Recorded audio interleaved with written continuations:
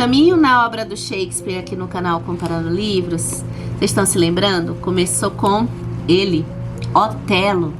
O ciúme foi tema principal de outras obras também ali correlatas, lendo junto com Machado de Assis. Tem todo sentido ler Otelo junto com Machado de Assis. Depois veio o Macbeth, que eu li numa edição que tá lá em cima, é uma edição grandona, numa box. Aí depois foi o Rei Lear, com aquela fase que tava na terceira temporada do Succession, indo pra quarta temporada.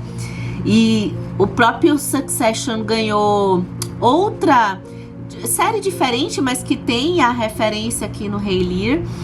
E a leitura de Rei Lear foi incrível, sensacional. E aí eu chego no Hamlet, que dá título a esse vídeo, porque de jeito nenhum que Hamlet ia fazer sucesso no Instagram.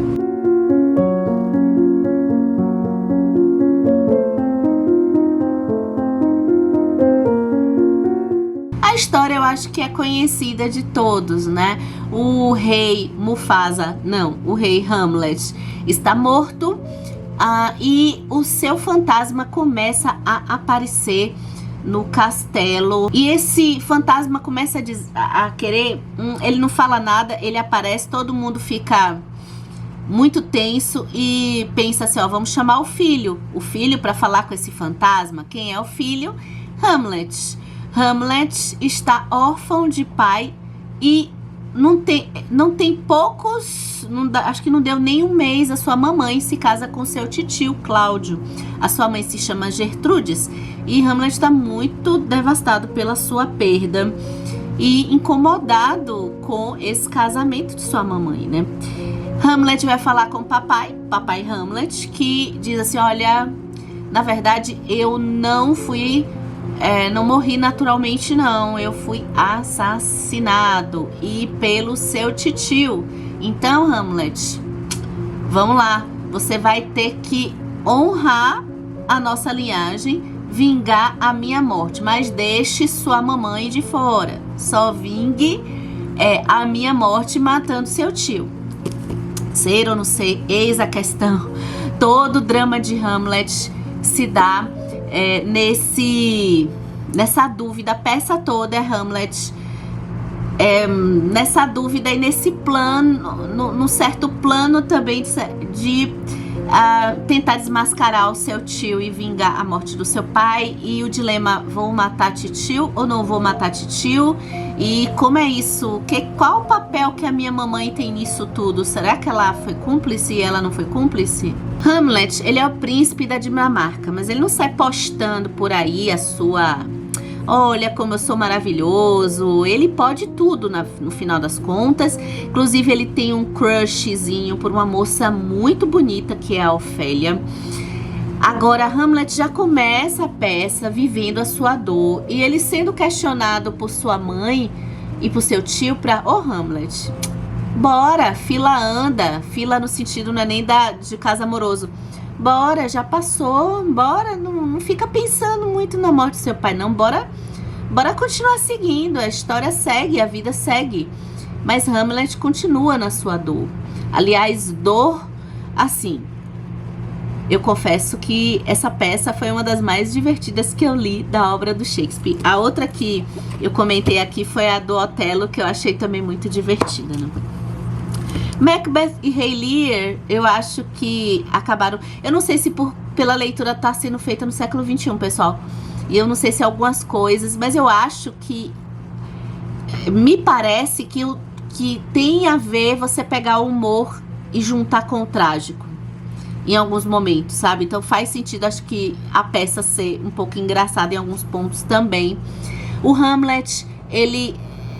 jamais vai ser aquele cara super positivo e aquele cara empreendedor, neoliberal, porque Hamlet está vivendo o conflito de perceber que a sua condição existencial nesse momento da morte do seu pai já é meio trágica, porque ele se dá conta que ao seu redor toda esse sistema de reinados é uma farsa, é uma ironia isso tudo.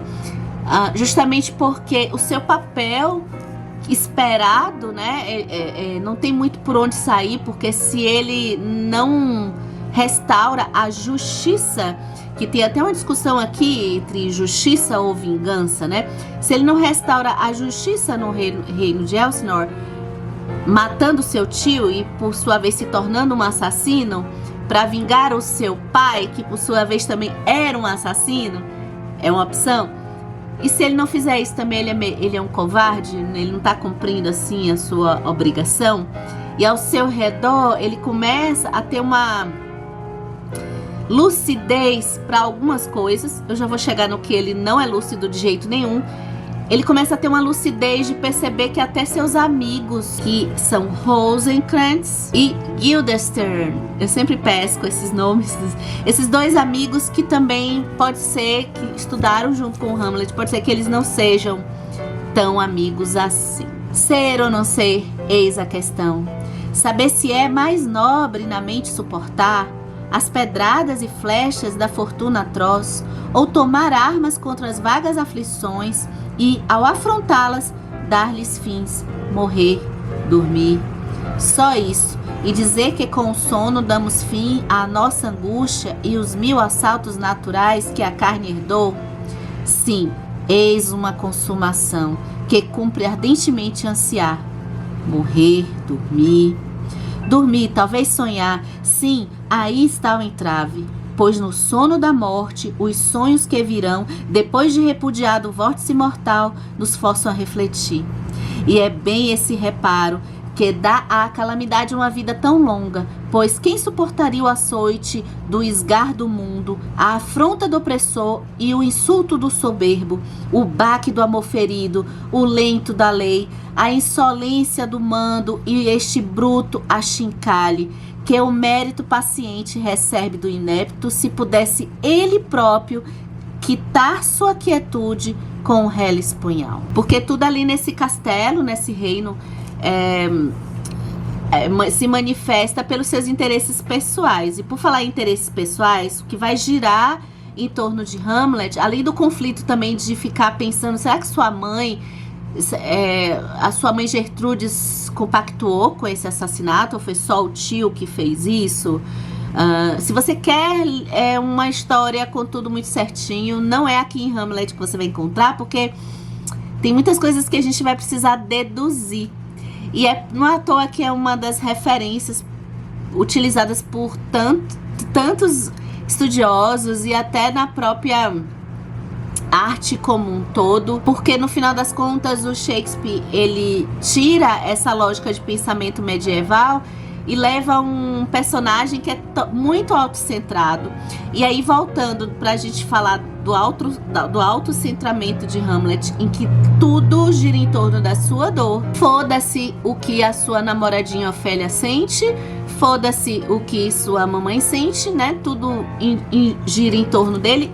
Por sua vez, é um personagem muito cativante, porque a gente percebe todas as intrigas do reino e a gente vibra com a inteligência dele ao desmascarar, na busca por desmascarar o seu tio. E o que o Hamlet vai fazer aqui? Ele vai encenar uma peça que eu acho hilário. Ele vai encenar uma peça que vai encenar como aconteceu a morte do pai, sendo personagens fictícios, para perceber qual vai ser a reação do tio. Isso é uma das coisas que ele vai fazer, e ele vai ficar mais atento à sua volta. A gente tem aí uma outra família, que é a família do Polônio, que é uma espécie de camareiro ali do castelo, puxa saco até não poder mais, e que vai ver nesse drama do Hamlet, em que o menino tá, depois da morte de uma pessoa tão importante, a pessoa fica vulnerável. Então, aproveitadores é a sua chance. A sua filha, Ofélia, Hamlet já deu umas paqueradinhas nela. Então, o pai, que é o Polônio, ele vai ver uma oportunidade de fazer a Ofélia conversar com Hamlet e perceber, descobrir por que ele tá tão, assim, seduzi-lo, de forma a que a sua filha possa, quem sabe, ir para o trono, que é uma ascensão social para a família. Só que nessa maquinaria aqui, eu já vou adiantando que Hamlet também, ele, assim, um misógino, assim, top, porque para as coisas, assim, ele tá tão preso às suas sensações de filho, de que tá vendo mamãe com outro cara, e acha que jogando pra Ofélia tudo que ele sente de ressentimento com a sua mãe, de modo que os comportamentos dele tanto com a sua mãe quanto com a Ofélia são deploráveis. E isso aí você vai acompanhar uma deliciosa peça que fala sobre qual o sentido dos papéis que nós desempenhamos, o que é a justiça, de que adianta a gente corrigir um crime, adianta a gente corrigir um crime que foi realizado? Quais as consequências do autocentramento, da gente ficar preso a nós mesmos, a nossa dor? E daí, até que Hamlet encontra a blogueirinha fitness, que tá lá presa também, a blogueirinha, ironicamente, né, que totalmente oposto, é um duplo, porque Hamlet é muito melancólico e negativo e reflexivo, só que ele tá preso na sua bolha, como muitos de nós estamos presos na nossa bolha, aí nas redes sociais, não é isso?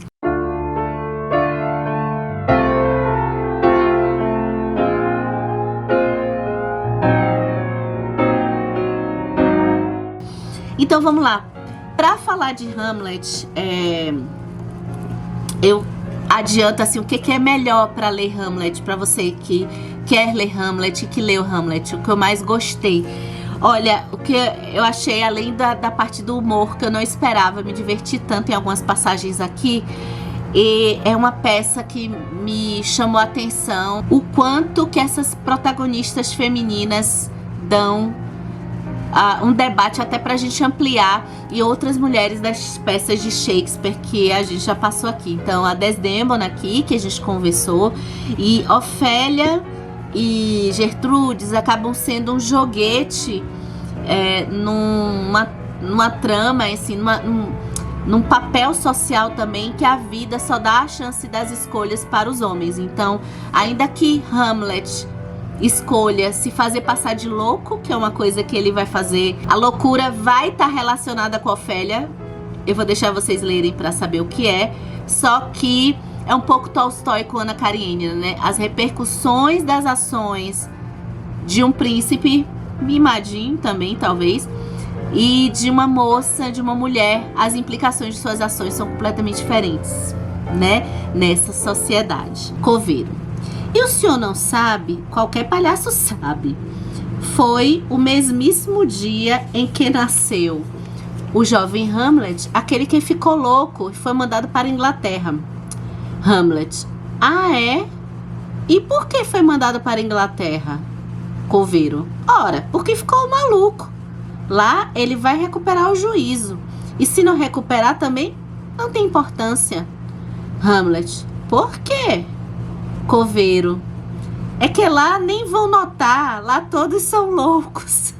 E para ler Hamlet, a gente acaba, não só para ler o Hamlet, toda vez que eu entro numa peça do Shakespeare, eu sou levada por um caos, porque eu fico lendo outras coisas sobre a peça do Shakespeare também, que eu tô lendo, para tentar tirar as camadas que eu tô fazendo assim a minha primeira leitura, e às vezes eu posso não estar conseguindo enxergar. O que eu gostei do Hamlet, diferente até do Macbeth, é que o Hamlet, a peça, ela já traz um aproveitamento para um leitor comum que não estudou. Eu acho que o Macbeth eu não consegui, então, tanto.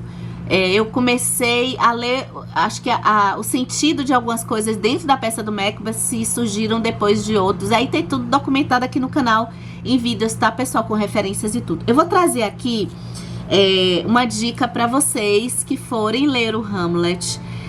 que é passar no canal do Lucas, do canal Diário de Leitura, que tem uma lista de livros, aí não só o Hamlet, o Shakespeare, né? Ele tem uma lista perfeita, assim, de referências para quem tá entrando nesse mundo do Shakespeare, porque a gente quer e não consegue parar. E aí eu li, quando eu tava no final da peça, eu dei uma lida no livro do Leandro Carnal, que é uma delícia, que se chama O Que Eu Aprendi com Hamlet, e ele faz algumas reflexões, trazendo até fatos históricos da peça, e ele vai ato a ato, fazendo comentários sobre os acontecimentos. Eu gostei muito de perceber, quando eu ia lendo aqui o Leandro Carnal, que muitas coisas eu tinha até conseguido perceber sozinha na peça, e outras ele ainda ampliou ainda mais a minha interpretação. Eu não sei se vocês sabem, mas Hamlet tem relação com Enclausurado, do Ian McEwan. Eu não sei se vocês conhecem o Ian McEwan. Ele é um autor até bem conhecido porque ele escreveu Reparação. Eu vou falar de um livro que eu já falei nos vídeos anteriores dessa série Descobrindo Shakespeare, tá? Que tem um monte de referências aqui já. Mas tem o livro da Bárbara Eliodora, que ele dá um resuminho só das peças. Eu acho um resumo bem pouco, assim, dá vontade de querer mais, mas é só uma apresentação das peças que a gente vai ler. Agora, um que eu peguei recentemente e eu quero conferir, porque eu já li um artigo falando da Ofélia, e eu vou deixar aqui no box de descrições um vídeo de uma estudiosa só da Ofélia, do Shakespeare, que é o Shakespeareana de Nara Vidal, Mulheres em Shakespeare, que vai passar por diversas personagens femininas na obra do Shakespeare. E a gente, em breve, não sei se muito em breve, mas a gente ainda vai fazer um vídeo para falar de algumas personagens femininas da obra do Shakespeare. O que já está em andamento são personagens femininas das obras dos russos, tá? E caso você queira, tem uma playlist aqui só focando em papéis, personagens femininas que muitas vezes passa despercebido quando a gente lê. Outro que tem aqui, que eu mostrei no vídeo anterior lá atrás do Otelo, é o Mil Vezes Mais Justo, o que as peças do Shakespeare nos ensinam sobre justiça, que tá faltando também eu dar uma lida. E tá aqui também, já eu tinha mostrado, vou mostrar de novo, o Machado de Assis com Shakespeare, porque tem em Otelo, a gente conversou um pouco sobre isso. Eu li um artigo, comentei com vocês o artigo da Adriana Costa Teles, e depois é que eu comprei o livro dela, mas acho que um trechinho desse livro, eu não sei se é um trechinho desse livro, mas tem um artigo que eu comentei lá. Outro também que a gente fica querendo, e eu sei que tem referência na filosofia de Hamlet, com os filósofos do Montaigne e do Maquiavel. O Maquiavel eu já li O Príncipe, mas eu tô bem devagarzinho lendo os ensaios do Montaigne. Na verdade, eu tô bem no começo mesmo. Eu não sei se eu pego agora o Hamlet e a Filosofia, do Pedro Susekind. Não sei se eu falei certo. E esse aqui, que eu fiquei na dúvida, porque ele é mais voltado para os atores. Só que depois eu acabei cedendo pelo preço, que é o Hamlet ou Amuleto, do Rodrigo Lacerda, em que ele vai dar conselhos de interpretações. Então eu acho que ele vai dissecar ainda mais os personagens da obra do Hamlet.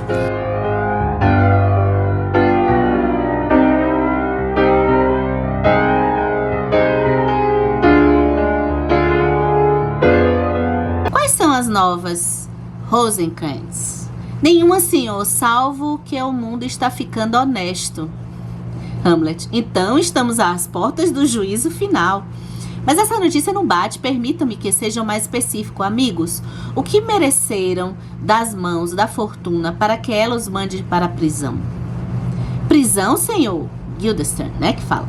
Aí Hamlet, a Dinamarca é uma prisão. Rosencrantz, então o mundo também. E Hamlet, uma imensa prisão, repleta de claustros, cadeias e calabouços, e a Dinamarca é das piores.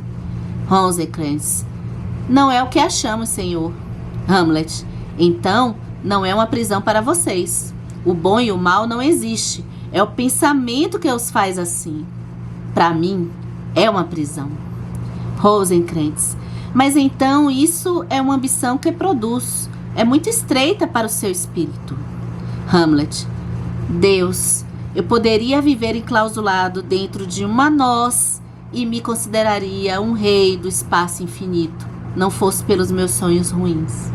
O Émile Faguet, num livro dele sobre leitura, ele fala que as peças de teatro, para a gente ler peças de teatro, normalmente a gente consegue aproveitá-la. As peças existem para serem encenadas e não para serem lidas, mas uma peça grandiosa, quando a gente lê, a gente percebe o poder do texto também. E eu acho que é isso que acontece com o Shakespeare até agora. Só sucesso na leitura do Shakespeare. Eu convido vocês para darem uma olhada na playlist que já está rolando por aqui, já documentada de algumas discussões de peças do Shakespeare. E é isso, até o próximo vídeo.